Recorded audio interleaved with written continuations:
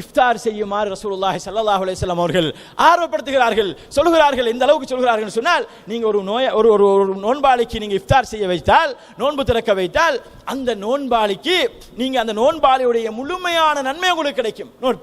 நோன்பாளியுடைய முழுமையான நன்மை கிடைக்கும்.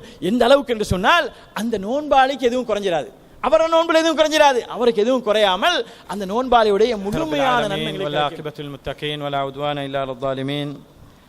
والصلاة والسلام على أشرف الأنبياء والمرسلين وعلى آله وصحبه أجمعين ومن تبعهم بإحسان إلى يوم الدين. أما بعد.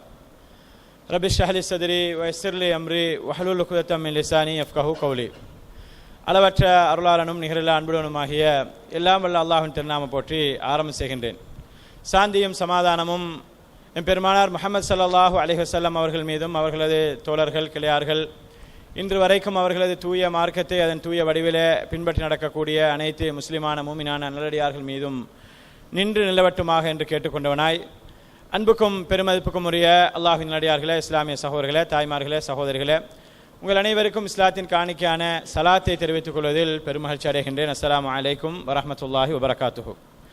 அல்லாஹுடைய பேரர்களால் புனிதமிகு ரமதானுடைய மாதத்தை அடைந்து கொண்டு, அந்த மாதத்திலே அல்லாஹு தஆலா விரும்பக்கூடிய நோன்பு என்று சொல்லப்படக்கூடிய மிக முக்கியமான இந்த கடமையை ரமதானுடைய பகல் பொழுதுகளிலே செய்யக்கூடிய அதே நேரம், ரமதானுடைய இரா பொழுதுகளிலே அல்லாஹு தஆலா விரும்பக்கூடிய ஒரு மிகச்சிறந்த ஒரு நல்லமல், அவனை நின்று வணங்கக்கூடிய இந்த அல்லாஹ்வுடைய தூதர் ஸல்லல்லாஹு அலைஹி வஸல்லம் அவர்கள் வலியுறுத்தி சொன்ன ஒரு சுன்னாக்களில் ஒன்றாகிய அந்த அமலையும் செய்தவர்களாக அல்லாஹ்வுடைய மாளிகையிலே அமர்ந்திருக்கக்கூடிய இந்த நேரத்தில், அன்புக்குரிய சகோதரர்களே, அல்லாஹ்வின் அடியார்களே, இந்த ரமதானுடைய காலத்தில் எங்களிடம் வரவேண்டிய மிக முக்கியமான பண்புகளிலே ஒன்றாகிய ஒரு பண்பை பற்றி இந்த இடத்துல பேசலாம் என்று ஆசைப்படுகின்றேன்.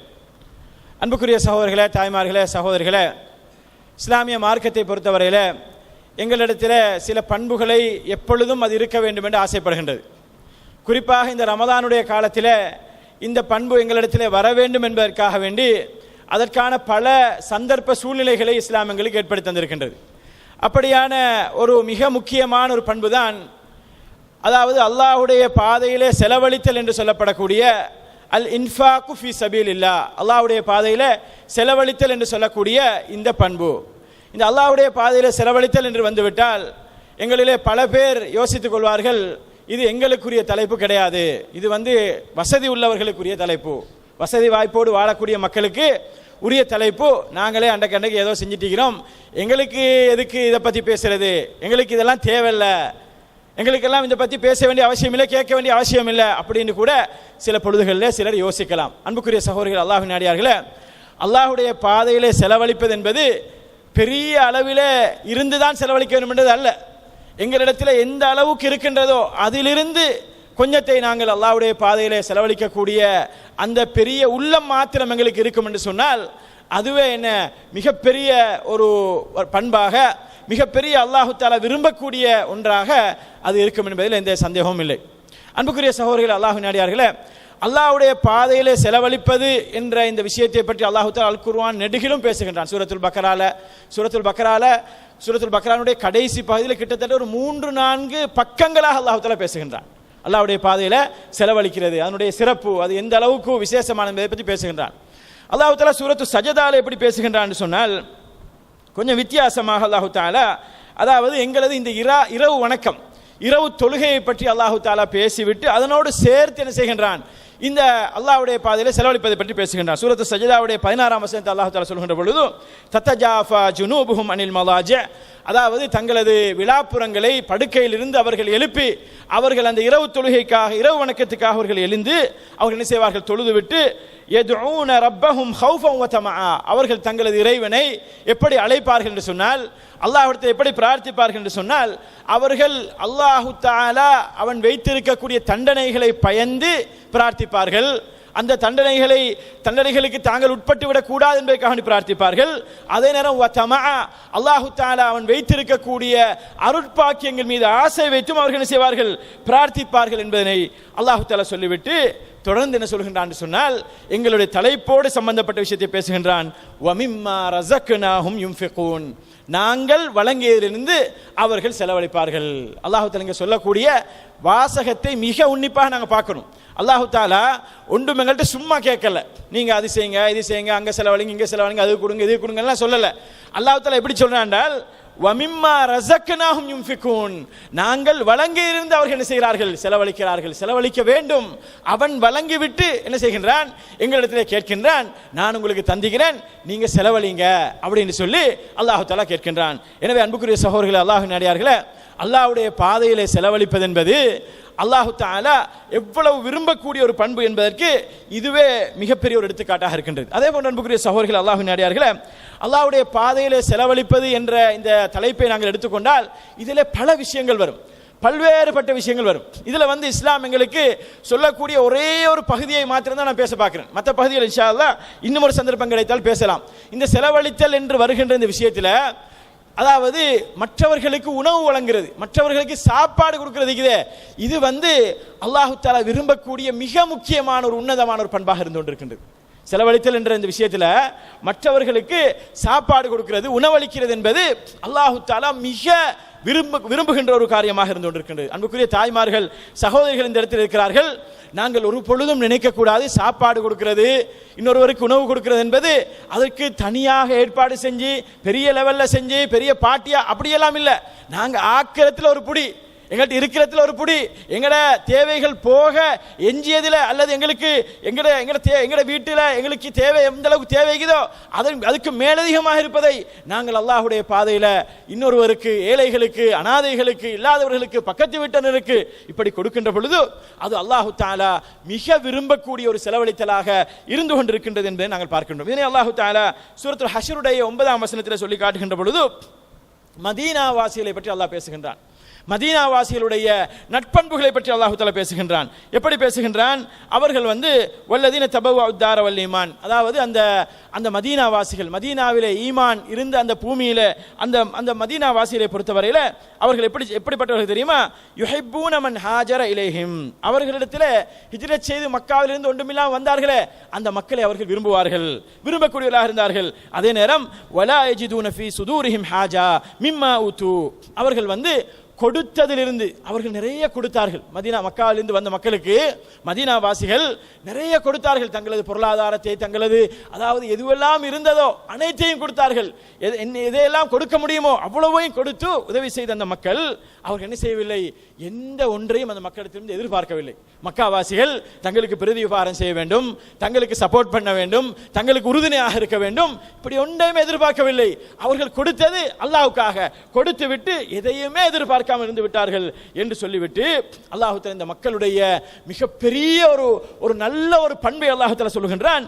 வயூசிரூன அலா அன்ஃபுஸிஹிம் வலவ் கான பிஹிம் ஹஸாஸா, அவர்களுக்கு கஷ்டமான ஒரு சூழ்நிலை இருந்தாலும் கூட, அவர்களுக்கு மிக இடரான ஒரு சூழ்நிலை இருந்தாலும் கூட அவர்கள் என்ன செய்வார்கள், தங்களை விட மற்றவர்களை முற்படுத்துவார்கள், தங்களை விட மற்றவர்களை முற்படுத்துவார்கள். அதுதான் இந்த மதீனா வாசிகளுடைய மிகப்பெரிய ஒரு பண்பு என்று அல்லாஹ் தஆலா சொல்லி காட்டுகிறான். ஈசார் என்று சொல்லக்கூடிய பண்பு. அன்புக்குரிய சகோதரர்களே, அல்லாஹ்வின் அடியார்களே, இந்த மதீனா வாசிகள் எந்த அளவுக்கு தங்களை விட மற்றவர்களை முற்படுத்தினார்கள் என்று சொன்னால், குறிப்பாக அல்லாஹ்வுடைய பாதையிலே செலவழிக்கக்கூடிய விஷயத்தில், அதிலும் குறிப்பாக நான் சொல்லக்கூடிய இந்த சாப்பாடு கொடுக்கக்கூடிய இந்த விஷயத்தில் எந்த அளவுக்கு முற்படுத்தினார்கள் என்று சொன்னால், அதாவது ரசூலுல்லாஹி ஸல்லல்லாஹு அலைஹி வஸல்லம் அவர்களிடத்தில் ஒரு முறை ஒரு விருந்தாளி வருகிறார்.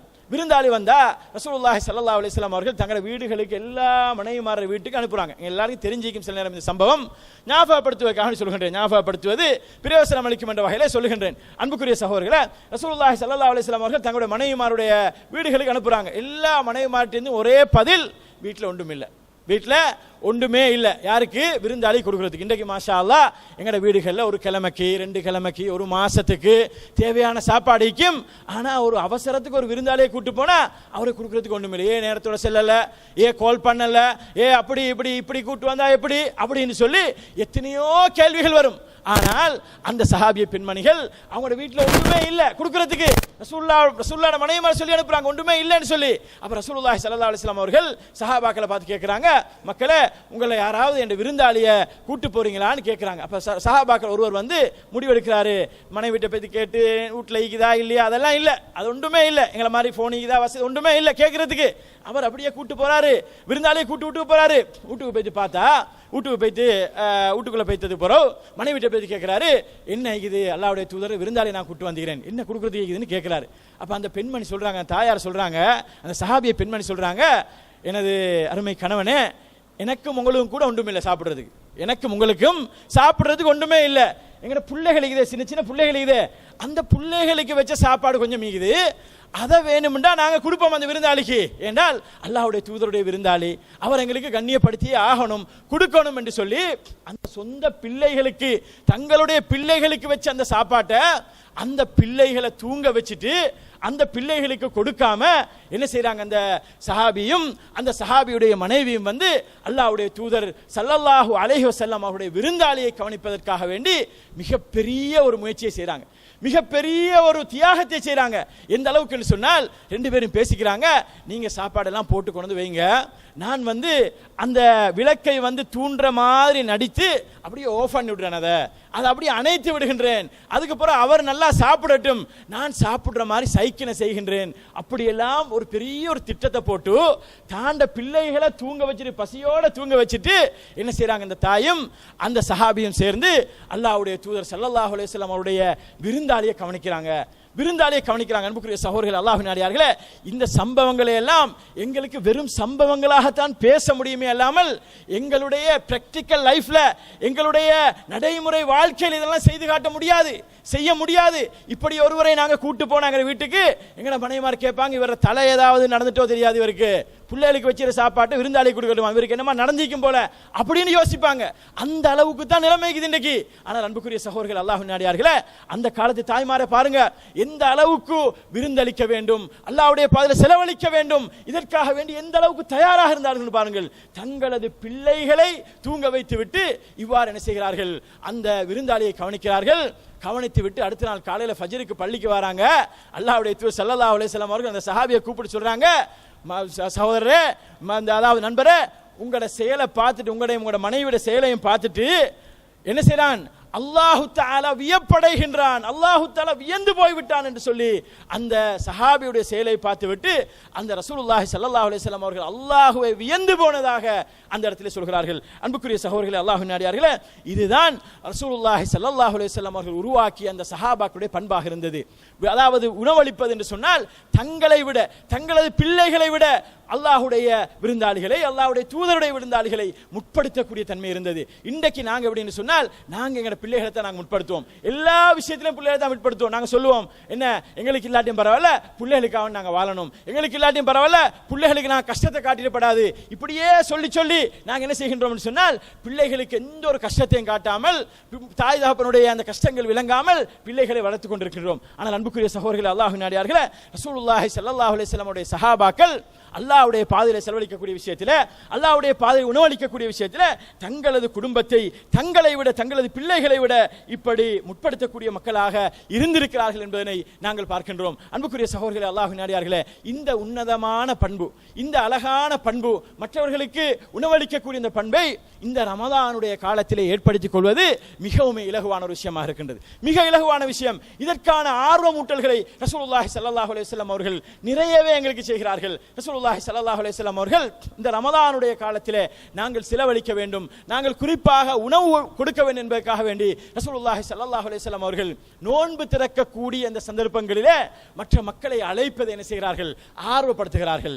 இஃப்தார் என்று சொன்னால் பெரிசா செய்யணும், கிராண்டா செய்யணும், பெரிய ஹால் எடுத்து செய்யணும், அல்லது பள்ளியில அப்படி செய்யணும்ன்றது இல்ல, எங்களால முடியுமானது, ஒருத்தர், 2 பேர், 4 பேர், எங்களுக்கு முடியுமான சக்திக்கு உட்பட்ட வகையிலையும் இஃப்தார் செய்யுமாறு ரசூலுல்லாஹி ஸல்லல்லாஹு அலைஹி வஸல்லம் அவர்கள் ஆர்வப்படுத்துகிறார்கள், சொல்கிறார்கள். இந்த அளவுக்கு சொல்கிறார்கள் சொன்னால், நீங்க ஒரு நோன்பாளிக்கு நீங்க இஃப்தார் செய்ய வைத்தால், நோன்பு திறக்க வைத்தால், அந்த நோன்பாளிக்கு நீங்க அந்த நோன்பாளியுடைய முழுமையான நன்மை உங்களுக்கு கிடைக்கும், நோன்பாளியுடைய முழுமையான நன்மை கிடைக்கும். எந்த அளவுக்கு என்று சொன்னால், அந்த நோன்பாளிக்கு எதுவும் குறைஞ்சிராது, அவர நோன்பில் எதுவும் குறைஞ்சிடாது, அவருக்கு எதுவும் குறையாமல் அந்த நோன்பாளியுடைய முழுமையான நன்மைகளுக்கு கிடைக்கும். நாங்கள் இப்போ 29 நோம்போ 30 நோம்போ பிடிக்கிறோம்னு சொன்னால், நாங்கள் ஒரு இந்த ரமலான் காலத்தில் ஒரு 10 பேருக்கு ஒரு 15 பேருக்கு நோன்பு திறக்க வச்சிட்டோம்னு சொன்னால், நாங்கள் அந்த 29 நோன்புக்கும் 30 நோன்புக்கும் மேலதிகமாக இன்னொரு 15 நோன்பு இன்னொரு 10 நோன்பு பிடித்த நன்மை எங்களுக்கு கிடைத்துவிடும். எனவே தான் ரசூலுல்லாஹி ஸல்லல்லாஹு அலைஹி வஸல்லம் அவர்கள் இப்படி ஆர்வப்படுத்துகிறார்கள். அப்ப நோன்பு திறக்க போறவரும் ஒன்று யோசிச்சிடப்படாது, ஆஹா நான் இப்ப நோன்பு திறக்க போனேன் என்ன நன்மை குறைஞ்சிருமோ அப்படின்னு யோசிச்சிடப்படாது என்பதற்காக வேண்டி ரசூலுல்லாஹி ஸல்லல்லாஹு அலைஹி சொல்றாங்க உங்களோட நன்மை எதுவும் குறையாது, உங்களோட நன்மை எதுவுமே குறையாமல், அந்த நோன்பாளின் நன்மை எதுவுமே குறையாமல் அந்த நோன்பினுடைய முழுமையான நன்மை இந்த நோன்பு திறக்க வைத்தவருக்கு கிடைக்கும் என்று ரசூலுல்லாஹி ஸல்லல்லாஹு அலைஹி வஸல்லம் அவர்கள் சொல்லி எங்களை ஆர்வப்படுத்துகிறார்கள். எனவே அன்புக்குரிய சகோதரர்கள், அல்லாஹ்வின் அடியார்களே, ரமலான் ஆரம்பிச்சிச்சு, மிக வேகமாக ஒரு வாரம் பெய்துட்டு மிக வேகமாக சென்று கொண்டிருக்கின்றது. எங்கட சக்திக்குட்பட்ட வரைக்கும், எங்களால் முடியுமான வரைக்கும் இந்த நோன்பு திறக்கக்கூடிய, இந்த உணவளிக்கக்கூடிய இந்த நல்ல பண்புகளை நாங்கள் ஏற்படுத்திக் கொள்ள வேண்டும். இதை நாங்கள் ஏற்படுத்திக் கொள்வதால் எங்கள் வீடுகளை நாங்கள் கொண்டு வருவதால் எங்களோட சின்ன பிள்ளைகளுக்கும் அந்த நல்ல பண்பு அவங்களுடைய இளம் பிராயத்திலிருந்தே வளர ஆரம்பிக்கும். அந்த பிள்ளைகளுக்கும் தெரிய ஆரம்பிக்கும், இப்படி நோன்பு திறக்க வைக்கணும், இப்படி ஆக்களை கூப்பிடணும், அவங்களுக்கு நோன்பு திறக்க ஏற்பாடு செய்யணும், அந்த கோப்பைகளை கழுவி வைக்கணும், அதற்குரிய இந்த பண்புகள் எல்லாம் அந்த பிள்ளைகளுக்கும் சின்ன வயசுல வந்துடும். அன்புக்குரிய சகோதரர்கள், அல்லாஹ்வின் அடியார்களே, இப்படி இந்த நோன்பு காலங்களிலே உணவளிக்கக்கூடிய இந்த அழகான வழிமுறைகள் ரசூலுல்லாஹி ஸல்லல்லாஹு அலைஹி வஸல்லம் அவர்கள் ஆர்வப்படுத்துகிறார்கள். இதையும் தாண்டி அன்புக்குரியவர்களே, அல்லாஹ்வின் அடியார்களே, ரசூலுல்லாஹி ஸல்லல்லாஹு அலைஹி வஸல்லம் அவர்கள் சஹருடைய நேரத்தில் உணவளிப்பதை எங்களுக்கு ஆர்வப்படுத்துகிறார்கள். சஹருடைய நேரத்தில் உணவளிப்பதை எங்களுக்கு ஆர்வப்படுத்துகிறார்கள். எங்களுக்கு இந்த இஃப்தார் விஷயம் எங்களுக்கு பெரும்பாலும் தெரியும், இஃப்தாருக்கு கூப்பிடணும், இஃப்தார் நோன்பு திறக்க வைக்கணும் தெரியும். சஹருடைய நேரத்தில் உணவளிக்கிறன்றது ஒரு கஷ்டமான காரியமாக நாங்கள் யோசிச்சு வச்சுக்கிறோம், நினைச்சு வச்சுக்கிறோம். அந்த ஜாமத்தில் போய் யாரை கூப்பிடுறது, யார் வாரது, யாருக்கு உணவு கொடுக்கிறது, எப்படி சாப்பாடு ஏற்பாடு செய்யறதுன்னு சொல்லி நாங்கள் யோசிப்போம். ஆனால் அன்புக்குரிய சகோதரர்கள், அல்லாஹ்வின் அடியார்களே, ரசூலுல்லாஹி ஸல்லல்லாஹு அலைஹி வஸல்லம் அவர்கள் உணவளிக்க தூண்டிய அந்த ரசூலுல்லாஹி ஸல்லல்லாஹு அலைஹி வஸல்லம் அவர்கள் அதை நடைமுறை வாழ்க்கையில செஞ்சு காட்டுறாங்க. ஒரு சஹாபியை கூப்பிடுறாங்க, சஹர் சாப்பாட்டுக்கு கூப்பிடுறாங்க. அல்ல இர்பாத் இப்னு சாரியான்னு சொல்லக்கூடிய ஒரு சஹாபிய ரசூலுல்லாஹி ஸல்லல்லாஹு அலைஹி வஸல்லம் அவர்கள் சஹருடைய சாப்பாட்டுக்கு கூப்பிட்டு சொல்றாங்க, எந்த அளவுக்கு ரசூலுல்லாஹி ஸல்லல்லாஹு அலைஹி வஸல்லம் செய்றாங்கன்னு சொன்னால், அவர் சாப்பாட்டுக்கு வீட்டுக்கு வராரு, சாப்பாடு ஏற்பாடு எல்லாம் வீட்டில் நடக்குது. நடந்ததுக்கு பிறகு ரசூலுல்லாஹி ஸல்லல்லாஹு அலைஹி வஸல்லம் சொல்றாங்க, ஹலும்ம இலா கதா இல் முபாரக், இர்பாதே இந்த பரக்கத்தான சாப்பாட்டுக்கு நீங்க வாங்க அப்படின்னு சொல்லி ரசூலுல்லாஹி ஸல்லல்லாஹு அலைஹி வஸல்லம் அவர்கள் அந்த சஹருடைய சாப்பாட்டுக்கு அந்த இர்பாத் இப்னு சாரியா ரலியல்லாஹு அன்ஹு அவர்களை கூப்பிட்டதாக அந்த இர்பாத் இப்னு சாரியா ரலியல்லாஹு அன்ஹு அவர்கள் எங்களுக்கு அறிவித்தாராங்க. அன்புக்குரிய சகோதரர்களே, அல்லாஹ்வின் அடியார்களே, அப்ப பாருங்கள், ரசூலுல்லாஹி ஸல்லல்லாஹு அலைஹி வஸல்லம் அவர்கள் இஃப்தாரை ஆர்வப்படுத்தினார்கள், சஹருடைய உணவை ஆர்வப்படுத்தினார்கள், அதனை செய்து காட்டுகிறார்கள்.